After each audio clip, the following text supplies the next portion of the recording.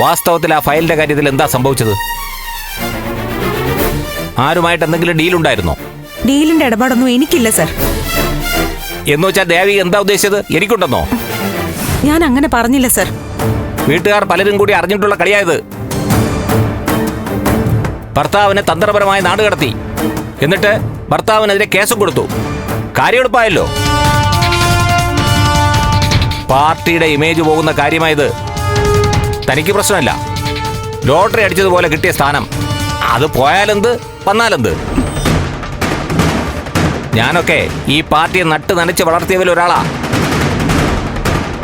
പാർട്ടിയെ ചീത്തപ്പേര് കൽപ്പിച്ചാലേ ഞങ്ങൾക്ക് നോവും. പാർട്ടിയുടെ ആശയങ്ങളാ ഞങ്ങളുടെ ജീവിതത്തിന്റെ തന്നെ അടിസ്ഥാനം. പക്ഷേ ഈ ആശയങ്ങളും അടിസ്ഥാനവും ഒന്നും കെ നായരുടെ പ്ലാന്റിന്റെ കാര്യത്തില് കണ്ടില്ലല്ലോ സർ. പ്ലാന്റിന് അനുമതി കൊടുത്തത് ഞാനല്ല. എനിക്ക് ഒപ്പിടേണ്ടി വന്നു.